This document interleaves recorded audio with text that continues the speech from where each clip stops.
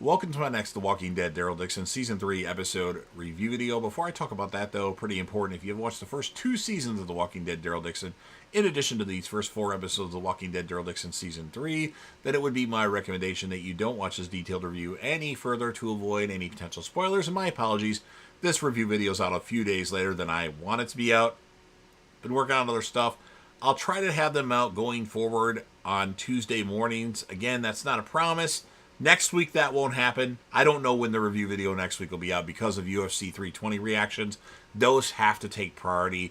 But I hope to have this video out on Friday, which that's late. Unless one of my reactions doesn't do good, then I'll just post it whenever. But don't expect it to be out until next Friday. And then after that, it should be Tuesday for the final 2 episodes, if not sooner. But I don't want to promise anything, and I might not even be able to come up with a Tuesday. It might be Wednesday or Thursday. I don't know, but I want to try to have them out on Tuesday. So with that said, this will be The Walking Dead Daryl Dixon Season 3, Episode 4. The title of this episode is called La Justicia Fronteriza, and this will be my review reaction recap after watching the episode. I am a couple days late in doing the review. I watched it on Sunday, actually. So we start off with Daryl having a flashback to himself as a child, running from his home before he comes into the present as Roberto desperately pounds on Fide's door, seeking answers only to be restrained by Antonio.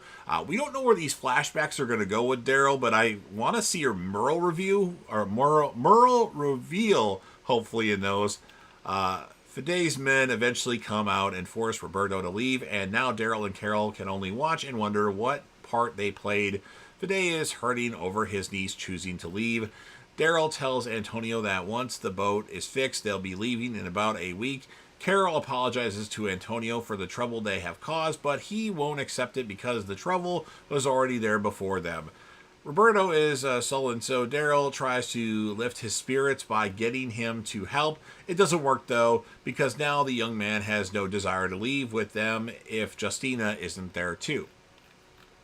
Many of the townspeople come together to help assemble the boat, including Roberto and Antonio.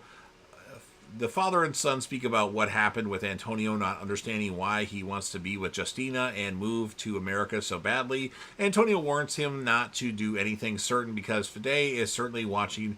Carol tells Daryl that Justina leaving is all her fault because she put the idea in her head. Daryl tells her to let it go, let that shit go. But his friend is in awe over how in love the young couple is. Daryl says it's a mistake to fight for everyone else when they should be fighting for themselves. But Carol cares too much. Helping other people is the whole point to her. She can't get to Daryl, who says there is nothing they can do. When he storms off, we know this is about more than just Justina and Roberto. It's all taking him back to the stuff with Isabel and Laurent. Laurent should be fine with Ash, hopefully. Valentina tells Carol that she has lived alone in the lighthouse for a decade because she's not good with people and preferred life on the sea, but she also knows that the world is hard and people need companionship. As she glances back and forth between Daryl and Carol, thinking that they're a couple. That's funny. I think that might be the end game, that Daryl and Carol eventually be a couple. Maybe not for a long period of time, but they do something together. I don't know. It's a theory. And then a young man named Cooper helps Daryl learn how to tie knots. An American guy, Valentino wants him to come with them because he's good on a boat, and as an American too, he's been wanting to get home for a while. Daryl tells her they'll be fine without him or them, but Carol wants them both, Cooper and Valentina, to come. She's not up for that because this is her home. Valentina makes a comment about Daryl and Carol being boyfriend and girlfriend, which I already mentioned, only to be shocked to learn that they have never hooked up. Not yet, anyway. Roberto's working on the boat. Fide approaches. He's not here because he's in any trouble, but because he wants to tell his niece's boyfriend that he's sorry Justina is gone. Fide tried to stop her, but her mind was made up, and there was no changing it. As they talk, Cooper speaks to Daryl about coming to America with them, which now seems possible. Hope quickly dies as an arrow from out of nowhere pierces Cooper's chest. Man, I like Cooper, and you're going to kill him off already? Well, he's not technically dead yet. Men wearing Viking-like helmets and furs attack, but their arrows are no match for guns our heroes carry. And then a reanimated Cooper in the aftermath sits up before Daryl, quickly puts him out of his misery. Potts is looking at an old photo of her with Elena when she sees trucks carrying the same men approaching. Warning bells are set off and arms are taken up as the village peoples hunker down and prepare to fight. When hearing this, Valentina tells Daryl and Carol that Solas de la Mar is under attack. They begin to make their trek back, and Daryl makes sure Carol knows not to do anything stupid. They'll check on Roberto, but then they're leaving these people to fight for themselves. In the town streets, the fight is well underway, but Solas del Mar is ready as they let loose their horde of caged walkers to attack the invaders. Daryl and Carol load up on guns and raise their body count too, but no one can stop the speeding jeep that smashes through the gates and lets the enemies inside. Still, Solas del Mar has the weapons advantage and is able to stay in control. Daryl and Potts head off to check on Roberto, with the latter saving him when he is outnumbered. Eventually, the good guys win, although Fede nearly doesn't make it when he's stabbed in the chest. And then we go to nighttime. I kind of skipped past the battle. That was an awesome battle sequence, by the way. I really liked it, although we're not done with it yet. It's nighttime now, but it's too quiet for Daryl. He's right to be concerned because just moments later, a flaming ball from the sky comes, and inside it's burning walkers. It's a walker cantaloupe, or crazy, who shamble forward and attack their victims despite being covered in fire.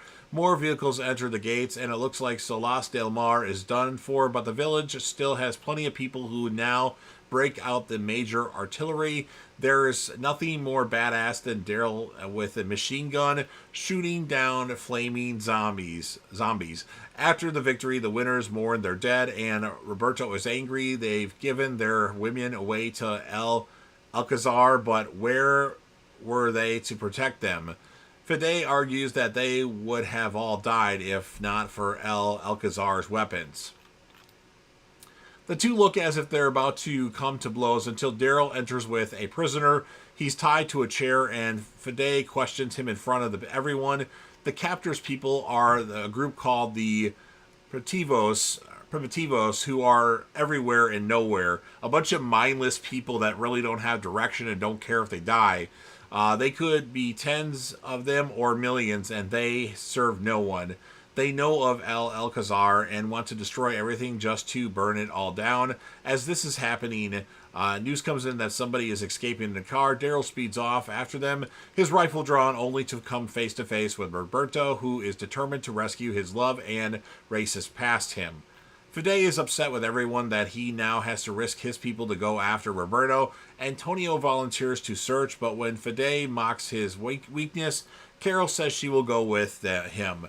Antonio tells Carol she doesn't have to help, but she can't turn down helping someone with a child. He asks her if she has any, and Carol says, no, not anymore. There is nothing to add to such a statement for either of them. And then Daryl thinks that they should let Roberto go because if they bring him back, he'll just leave again. And then, unable to let Carol and Antonio go alone, Daryl joins them. The trio heads into the wilderness as another shot at night shows us Justina with Guillermo's men as she heads to a horse. She's thinking of taking it until she sees a shadow approaching.